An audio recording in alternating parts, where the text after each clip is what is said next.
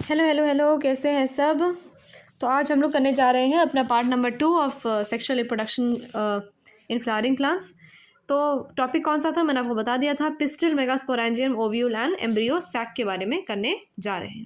तो ignore the background voice, और अगर मैं खांस रही हूँ तो प्लीज़ एक्सक्यूज़ मी। तो गाइनोशियम आपको पता है क्या है, फीमेल रिप्रोडक्टिव पार्ट है आपका। आपका जो गाइनोशियम है वो क्या है, आपका फीमेल रिप्रोडक्टिव पार्ट है ना। It is the female reproductive part of your flower. दूसरी चीज़, एक पिस्टल हो सकता है तो इसे हम मोनोकार्पेलरी बोल सकते हैं, है ना। ओके सॉरी, हाँ, अगर आपके एक ही पिस्टल होगा अगर आपके उसमें, तो हम इसको हम मोनोकार्पेलरी बोलेंगे, है ना। अगर एक से ज़्यादा पिस्टल होगा, एक से अगर ज़्यादा पिस्टल होगा तो उसको हम क्या बोलेंगे, मल्टी कार्पेलरी बोलेंगे। ये सब बेसिक्स है, ठीक है। मेन चीज़ आपको ऊपर मैं बताती हूँ, पहले आप इतना समझ लो, है ना। अगर बहुत सारे आपके पिस्टल्स हैं, यानी कि अगर मल्टी कार्पेलरी है, अगर आपका जो फ्लावर है इट इज़ मल्टी कार्पेलरी, अगर मल्टी कार्पेलरी है तो क्या करना है, तो या तो फ्यूज्ड होगा तो हम इसे सिन कार्पस बोलेंगे, तो सिन कार्पस बोलेंगे अगर वो फ्यूज्ड होगा, है ना। और अगर वो फ्री होगा तो उसको हम एपोकार्पस बोलेंगे, ठीक है। अगर वो फ्री होगा तो हम इसको एपोकार्पस बोलेंगे, ठीक है, ठीक है, एपोकार्पस बोलेंगे। अच्छा, this is not our matter of discussion, matter of discussion अभी ऊपर आएगा, है ना। अभी मैं बताऊंगी क्या क्या आपको बहुत अच्छे से करना है, ठीक है। Now the bulged basal bulge part of the pistil क्या है, ओवरी है। मैंने आपको बताया है, बहुत बार बताया है कि देखो ये ओवरी हो गया, इसके ऊपर आपका स्लेंडर सा स्टॉक है जिसको हम क्या बोलते हैं, स्टाइल बोलते हैं। स्लेंडर सा स्टॉक है जिसको हम स्टाइल बोलते हैं, ऊपर क्या है आपका, स्टिग्मा है। ऐसे ही होता है ना, this is the stigma, this is your style and this is basal part is your ovary, ठीक है। ये तो बताने की ज़रूरत नहीं है कि मैम मैम स्लेंडर स्टॉक को हम स्टिग्मा बोलते हैं, नहीं बोलते हैं, उसको हम स्टाइल बोलते हैं ऐसे स्टॉक को, है ना। Landing part of pollen grains आपका स्टिग्मा है, ये सब तो बताने की जरूरत नहीं है मुझे। Very good, now recall the definition and types. Okay okay, now मैंने बताया था यहाँ से ये असली चीज़ आई, ये आपका क्या है, गाइनोशियम वाला पार्ट है। ये देखो, ये आपका ओवरी है, आपके ओवरी में है ओवेरियन कैविटी, जिसे हम क्या बोलते हैं, लॉक्यूल बोलते हैं। क्या बोलते हैं, ओवेरियन कैविटी में क्या होता है, लॉक्यूल होता है। ओवेरियन कैविटी में को हम लॉक्यूल बोलते हैं, और इस ओवेरियन कैविटी में होता है आपका प्लेसेंटा, है ना। एक प्लेसेंटा होता है आपका, ऐसे ये देखो ये वाला, ये प्लेसेंटा है। प्लेसेंटा से लगे हुए हैं आपके ढेर सारे ओव्यूल्स। ओव्यूल्स को हम मेगास्पोरेंजिया भी बोलते हैं। ओव्यूल्स अगर एक है तो उसको हम व्हीट पैडी या मैंगो बोलेंगे। मतलब एग्जाम्पल्स हैं, अगर एक ओव्यूल है तो वीट, पैडी और मैंगो। अगर ढेर सारे ओव्यूल्स हैं तो पपाया, वाटरमेलन एंड ऑर्किड। समझ में आया सबको, इसकी स्क्रीनशॉट ले लीजिए फटाफट से। ओके, इसके बाद हम ओव्यूल के बारे में बात करेंगे, दैट इज़ द मेगास्पोरेंजियम। देखो इसकी, ये जो मैंने ये जो बना रखे हैं, ये इसके बारे में बात करेंगे, ओव्यूल्स के बारे में। क्लियर हो गया, चलो फटाफट से बना लो, चलो फटाफट से स्क्रीनशॉट ले लीजिए। ले लिया सबने, चलो अब मैं इसे छोटा कर दूं या हटा दूं, आप ही बताओ। मैम आप छोटा कर लो, क्योंकि क्या है, बहुत ही इंपॉर्टेंट चीज़ है मैम, हमको कौन बताएगा ये बाद में। बिल्कुल सही कहा, आपको कौन बताएगा ये बाद में। चलो ओके, ये मैंने रख ली। अब हम पढ़ने जा रहे हैं यार मेगास्पोरेंजियम ओव्यूल के बारे में। यार मैंने क्या बोला था कि प्लासेंटा होता है, उस प्लासेंटा में क्या होते हैं, ऐसे ऐसे ओव्यूल लगे होते हैं, है ना। एक ओव्यूल हो सकता है या ढेर सारे ओव्यूल हो सकते हैं। अगर एक ओव्यूल है तो मैंगो, पैडी या आपके उसमें वीट में होगा। अगर ढेर सारे ओव्यूल होंगे तो पपाया, वाटरमेलन या ऑर्किड में होगा, है ना। तो मुझे बात किसके बारे में करनी है, मुझे बात करनी है इसी ओव्यूल के बारे में। करें बात, ओके। तो ये स्मॉल सा स्ट्रक्चर है which is attach to the placenta by means of a stalk. तो यहाँ पे क्या होगा, आपका एक स्टॉक लगा होगा जिसके मीन्स से क्या होगा, वो लगा होगा, ऐसे एक लंबी सी ऐसे डंडी होगी जिसके थ्रू आपका ये ओव्यूल लगा होगा, है ना। और जिस डंडी से ये लगा हुआ है, चलो ठीक है, फिर से एक डायग्राम बनाती हूँ, ये थोड़ा सा आपको, थोड़ा सा, ये आपका प्लेसेंटा है, प्लेसेंटा से लगे हुए हैं आपके ओव्यूल, समझ गए। ये जो स्टॉक है जिससे लगा हुआ है, इस स्टॉक को मैं बोलती हूँ फ्यूनिकल। क्या बोलती हूँ, दिस स्टॉक इज़ फ्यूनिकल। देखो वर्ड्स ही आपको बायो में याद रखने हैं, nothing else you have to do, ठीक है। तो बस यार इसको याद करो कि जो स्टॉक है ये क्या है, दिस इज़ फ्यूनिकल, ठीक है। The body of the ovule fuses with the funicle in the reason called hilum. जैसे यार हाइलम अगर किसी को याद है मेरा, ये हाइलम है, क्या है ये, हाइलम। इतना अच्छा एक्सप्लेनेशन आपको कहीं नहीं मिलने वाला है, एकदम बच्चों वाले तरीके से बताया है, एक एक बच्चा उसको समझ जाएगा, ठीक है। ये फ्यूनिकल क्या है, वो स्टॉक है जो प्लासेंटा, ये देखो ये प्लासेंटा है ना, ये क्या है, ये प्लासेंटा है। इस प्लासेंटा से जुड़ा हुआ है आपका ये ओव्यूल, जुड़ा हुआ है किसकी मदद से, एक स्टॉक की मदद से, विच इज़ द फ्यूनिकल, ठीक है। स्टॉक की मदद से जुड़ा तो है। अब यार जैसे इट्स समवट लाइक, अब ये गोला है, इसमें आपको एक डंडी घुसेड़नी है। लॉलीपॉप देखी किसी ने, लॉलीपॉप, अब देखो लॉलीपॉप में ये गोला है, उस गोले में वो घुसेड़ते हैं ना, डंडी घुसेड़ते हैं। अब यार गोले में अगर छेद नहीं होगा तो वो डंडी कैसे घुसेड़ेंगे, है ना, लॉलीपॉप की डंडी कैसे घुसेड़ेंगे। बिल्कुल उसी तरह अगर हाइलम एक छेद नहीं होगा तो ये स्टॉक फ्यूनिकल में कैसे जाएगा और ये दोनों जुड़ेंगे कैसे। तो उसी गोले को जो आपके फ्यूनिकल में नहीं, आपके किस में होता है, हाइलम कहाँ होता है आपका, this is the hilum which is in your here only, ठीक है। नाउ दस hilum represents the junction between the ovule and the funicle. तो मैं क्या बोलूँगी, हाइलम क्या है, हाइलम यहाँ पे लिख दूँ क्या, बस सिर्फ, yes, it is the junction between funicle and placenta, यही बोलूँगी मैं। फ्यूनिकल एंड प्लेसेंटा थोड़ी ना, फ्यूनिकल एंड ओव्यूल। ये देखो ये ओव्यूल है, ये फ्यूनिकल है, इसके बीच का पार्ट ही तो है ना आपका हाइलम, तो उसी की बात कर रहे हैं, ठीक है। इसको मिटा देती हूँ, आपको समझ में आ गया है दैट हाइलम क्या है, it is the junction between the ovule and the funicle. अच्छा, now each ovule has one और two protective envelopes called integuments. बहुत ज़्यादा इंपॉर्टेंट बात बोल दी इसने। मान लो मैंने कोई ओव्यूल उठाया, मान लो मैंने ये वाला ओव्यूल उठा लिया, कौन सा ओव्यूल उठाया मैंने, ये वाला ओव्यूल उठाया, तो बाहर की जो कवरिंग है, बाहर की जो कवरिंग है इनकी, इट इज़ क्या है, इट इज़ प्रोटेक्टिव एनवेलप्स होते हैं, क्या होते हैं, प्रोटेक्टिव एनवेलप्स होते हैं। तो ये जो प्रोटेक्टिव एनवेलप्स हैं, इन प्रोटेक्टिव एनवेलप्स को हम क्या बोलते हैं, इंटेग्यूमेंट्स, क्या बोलते हैं, इंटेग्यूमेंट्स, क्या बोलते हैं, इंटेग्यूमेंट्स बोलते हैं, क्या बोलते हैं, इंटेग्यूमेंट्स बोलते हैं। ये क्या है, आउटर प्रोटेक्टिव कवरिंग होते हैं, एनवेलप्स होते हैं आपकी किसके ऊपर, ओव्यूल के ऊपर होते हैं। Integuments encircle the nucellus except at the tip where a small opening called the micropyle is organised. Ma'am यहाँ पे तो बिल्कुल ही समझ नहीं आया हुआ क्या।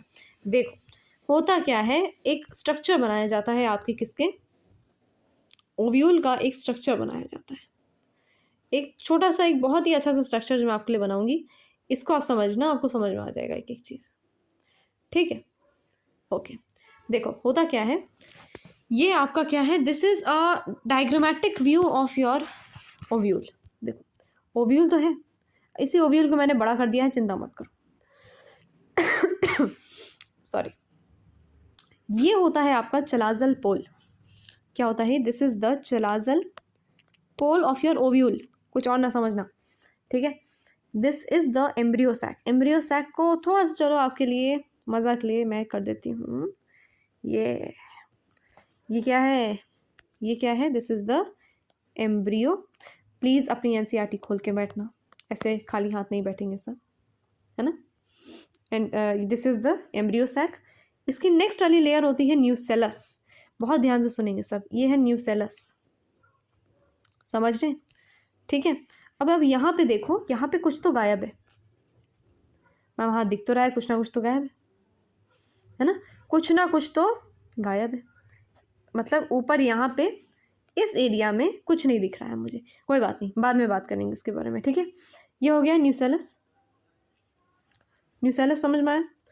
फिर देखो दूसरा कलर ले लो, येलो ले लेती हूँ, ये है इनर इंटेग्यूमेंट, ये है आउटर इंटेग्यूमेंट। मैम इंटेग्यूमेंट क्या है मैम, क्या नई चीज़, मैम मैंने नई चीज़ तो नहीं बोली, इंटेग्यूमेंट्स मैंने बोला था क्या होते हैं, इंटेग्यूमेंट्स होते हैं आपके आउटर कवरिंग होती है, प्रोटेक्टिव कवरिंग होती है ओव्यूल के, तो इनर इंटेग्यूमेंट और एक आउटर इंटेग्यूमेंट होता है, ठीक है। तो ये रहा आपका न्यूसेलस, देखा आपने, और ये रहा आपका न्यूसेलस, इतना वाला पार्ट, और ये वाला पार्ट हो गया आपका एम्ब्रियो सैक। समझ में आया? समझ में आया कि नहीं आया पहले ये बताओ। पता चला मैं बोले जा रही हूँ, आप लोग समझ नहीं आ रहा है।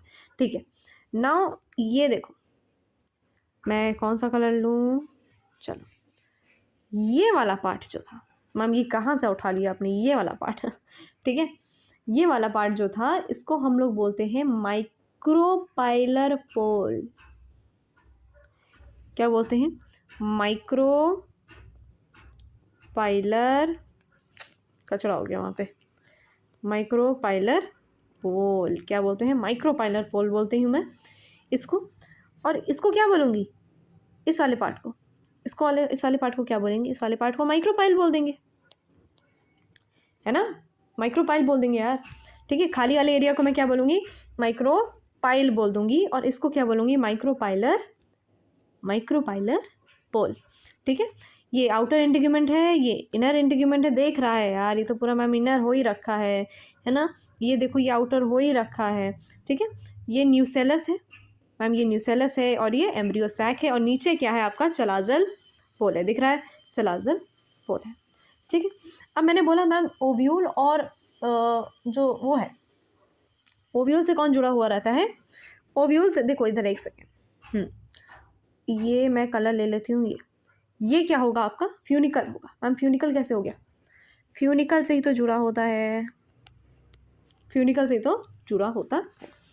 ठीक है, एक इसको भी बना लो, this is nothing but this is hilum. ठीक है, इंपॉर्टेंट नहीं, बस जान लो हाइलम है।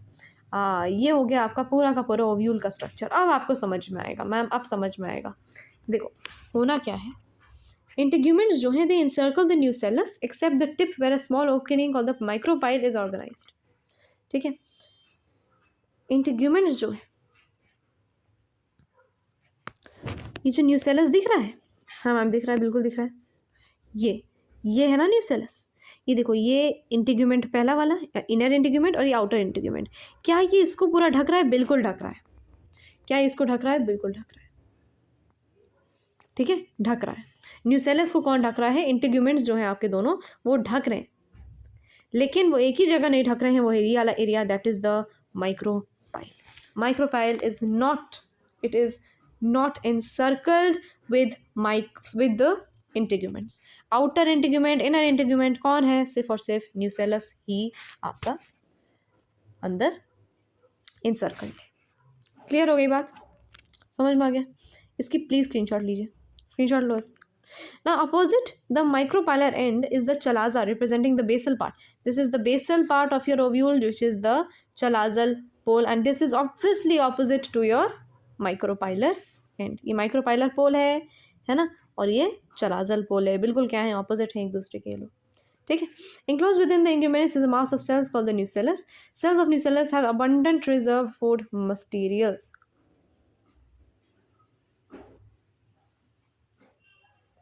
ठीक है, अब ये जो एम्ब्रियो सैक है मैम, ये जो एम्ब्रियो सैक है मैम, इतना नाम तो सुना सुना है। तो ये जो एम्ब्रियो सैक है बेटा, it is nothing else, it is your female reproductive gametophyte, या हम सिंपली बोल दें फीमेल गैमेटोफाइट है। क्या है? Female gametophyte. आपका एम्ब्रियो सैक कौन है? फीमेल गैमेटोफाइट, आपका एम्ब्रियो सैक। याद रखेंगे सब, एम्ब्रियो सैक क्या है? आपका फीमेल गैमेटोफाइट है। अच्छा, मेल गैमेटोफाइट क्या है?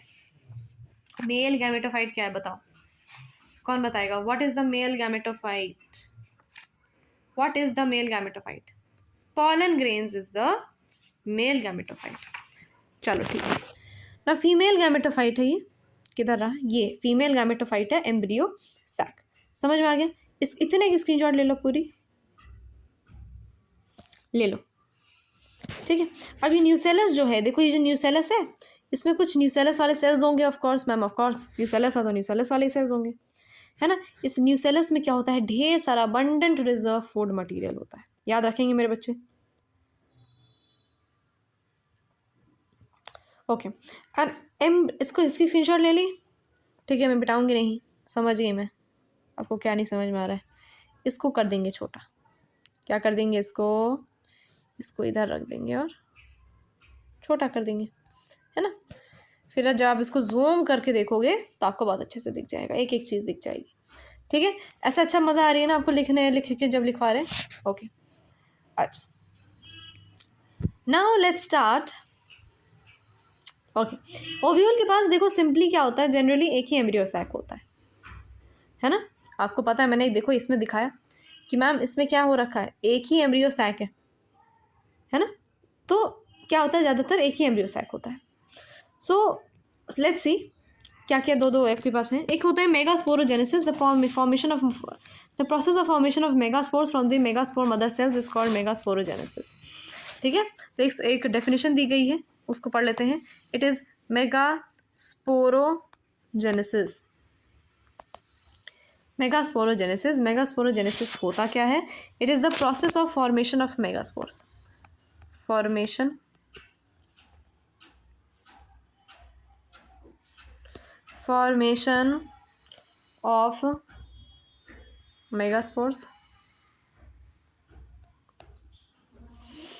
of megaspores, फ्रॉम जिन्होंने फर्स्ट वीडियो नहीं देखी है इसकी प्लीज़ देखें, megaspore mother cell, and this is called megasporogenesis, and ovules generally differentiate a single megaspore in the micropylar region। अच्छा, एक एक करके समझते हैं, ठीक है। तो इसको समझ में आया आपको कि व्हाट इज़ मेगास्पोरोजेनेसिस? मेगास्पोरोजेनेसिस मतलब कोई मेगास्पोर होगा, उससे आपने जेनेसिस करी, मतलब कि आपने फॉर्मेशन करी of megaspores from the megaspore mother cell. ये बार बार ऐसे हो रहा है, मुझे बहुत ही ज़्यादा गुस्सा आ रही है। अच्छा, अब ऊपर से एक बार मैं चेक कर लेती हूँ कि क्या मैं इसका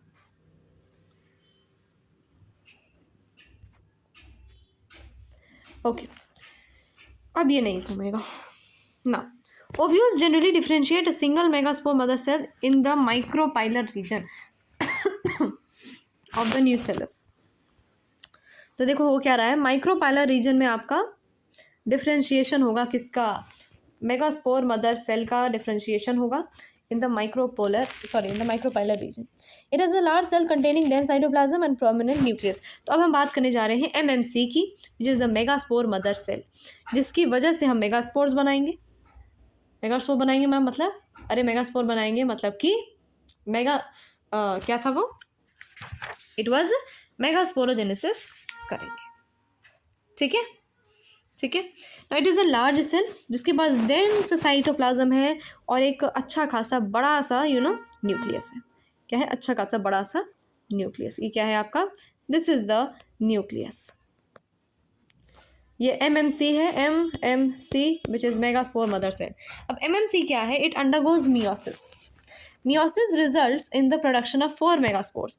तो अब मैं क्या करूँगी, ये MMC है, इस MMC का मैं कर दूँगी मियोसिस। तो यहाँ लिख देते हैं MMC अंडरगोइंग मियोसिस किया MMC ने। अब जब MMC या मेगास्पोर मदर सेल ने मियोसिस किया तो उसने क्या बनाया? 4 और बना लिए अपने जैसे, 1 2 3 और 4, है ना। 4 ही तो बनाएगी, है ना। क्या हो रहा है? मियोसिस हो रहा है, जो बच्चे समझ नहीं पा रहे हैं, मियोसिस हो रहा है मतलब से क्या बन जाएंगे? 4N बन जाएंगे। आपका माइटोसिस होता तो 2N बन जाते, कुछ ऐसा ही है ना। वेरी गुड, याद आया कि नहीं आया? मियोसिस हुए तो 4 बन गए, 4। Now female gametophyte. In a majority of flowering plants, one of the megaspores is functional while the other 3 degenerate। ठीक है, तो आपने ये देखा कि 4 मेगास्पोर्स बने। कितने? 4 मेगास्पोर बन गए, 4 मेगास्पोर्स। ठीक है, तो इसमें क्या होता है? इसमें 3 डीजेनरेट कर जाते हैं और एक ही क्या है, एक ही आपका क्या करता है? काम करता है। Okay, the only one is functional and other 3 degenerate. Only the functional megaspore develops into a female gametophyte और द एम्ब्रियो सैक। ठीक है, तो ये क्या है? ये क्या करेगा? ये अपने आप को बड़ा करेगा और ये क्या बना लेगा अपने आप को? एम्ब्रियो। ये अपने को बना लेगा एम्ब्रियो सैक। समझ गए? ये वाला जो होगा ये अपने आप को एम्ब्रियो सैक बना लेगा। This method of embryo sac formation from a single megaspore is termed as monosporic development. ये देखो, इसको मैं बोल दूंगी, ऐसे लिख देते हैं, इट इज़ मोनोस्पोरिक डेवलपमेंट। ठीक है, Okay, now let us study about the formation of embryo sac in detail. The nucellus of the functional megaspore divides mitotically to form two nuclei, which move to the opposite poles, forming the two nucleate embryo sac. अब हम क्या बात करेंगे कि ये वाला जो megaspore है इसके बारे में रफली बात करेंगे हम लोग। ये वाला जो मेगास्पोर है, ये वाला जो मेगास्पोर है, इसको मैं क्या कर रही हूँ, इधर बनाने जा रही हूँ। देखो मैंने बना लिया। इधर बनाऊँ कि थोड़ा नीचे बनाऊँ? ध्यान से सुनो, इस वाले मेगास्पोर को मैं बड़ा होकर यहाँ पे बनाने जा रही हूँ। तो ये बना दिया मैंने।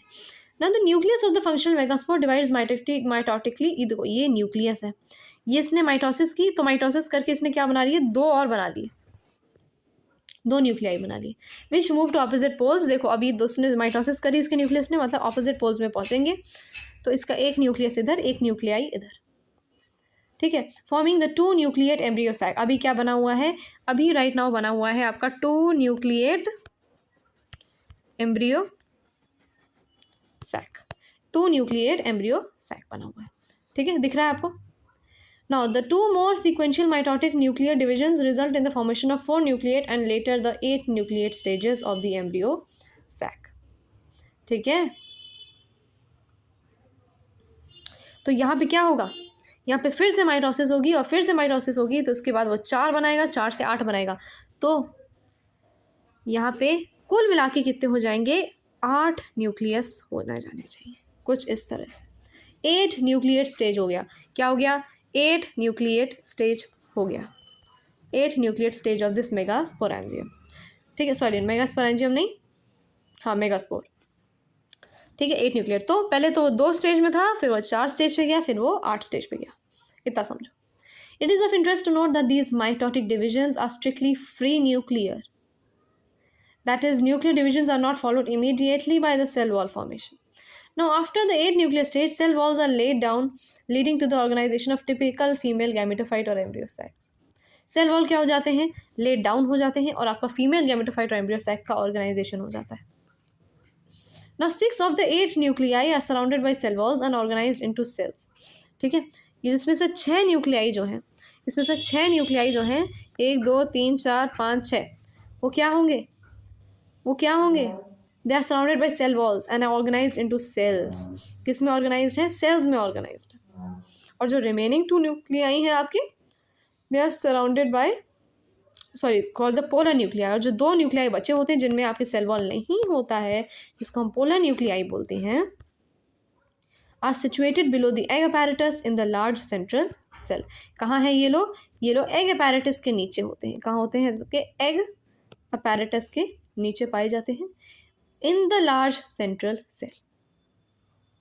क्लियर हो गया, क्लियर हो गया, इतना समझ में आया। इसको हम पोलर न्यूक्लियाई बोलते हैं, जो 2 न्यूक्लियाई बचे होते हैं जिनके पास सेल वॉल नहीं होती, which is not surrounded by cell wall. There is a characteristic distribution of the cells within the embryo sac. ठीक है, एम्ब्रियो सैक बन रहा है, जिनको अभी समझ नहीं आ रहा है. 3 cells are grouped together at the micropylar end and constitute the egg apparatus. मैंने बोला egg apparatus क्या है. 3 cells are grouped together at the micropylar end and they micropylar end, और वो क्या बना देते हैं, egg apparatus बना देते हैं. The egg apparatus in turn consists of 2 synergids and 1 egg cell.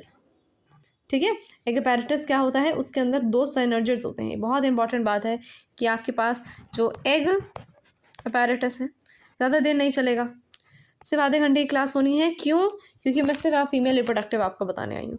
Egg apparatus जो होगा, एग अपैरेटस जो होगा उसके अंदर क्या होंगे, 2, एक सेकंड अच्छे से लिख लूँ, 2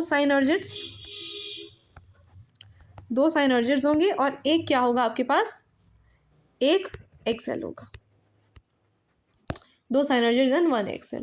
The synergids have special cellular thickenings at the micropylar tip called the filiform apparatus. ठीक है, which guide the pollen tubes into the synergid, and these cells are at the chalazal end and are called the antipodals. आपके जो cells होते हैं, 3 cells पाए जाते हैं आपके chalazal end में. chalazal end याद है सबको ना, ये देखो chalazal pole दिख गया सबको. इसी चलाजल एंड में आपके 3 सेल्स पाए जाते हैं जिनको हम क्या बोलते हैं, एंटीपोडल्स बोलते हैं. क्या बोलते हैं, एंटीपोडल्स पाए जाते हैं आपके चलाजल एंड में. ठीक है। The large central cell as mentioned earlier has 2 polar nuclei, thus a typical angiosperm embryo sac at maturity though 8 nucleate is 7 sailed. याद रखना 8 न्यूक्लिएट बड़े ही भले ही क्यों ना हो। एग अपैरेटस में कितने सेल्स होते हैं? पूरे के पूरे 7 सेल्स होते हैं, ना कि आपके 8 सेल्स। 8 न्यूक्लिएट जरूर है, 8 न्यूक्लिएटेड जरूर है, लेकिन सेल्स कितने हैं? 7। समझ में आ गया? एक क्वेश्चन अगर मैं आपसे पूछूं कि भाई how many cells are there in the egg apparatus, तो आपका आंसर होना चाहिए 7 cells are there in the egg apparatus और इन द एम्ब्रियो सैक। ठीक है, क्लियर हो गया?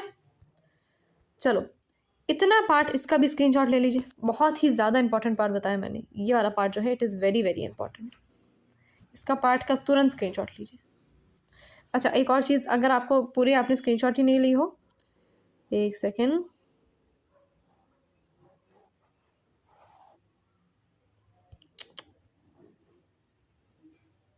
अरे यार हो ही नहीं रहा है, कोई बात नहीं, आप इसी को ले लो और आप इसका भी ले ही लो अगर आपने अभी तक नहीं लिया था तो यार फीमेल रिप्रोडक्टिव पार्ट आपका हो गया पूरा पूरा।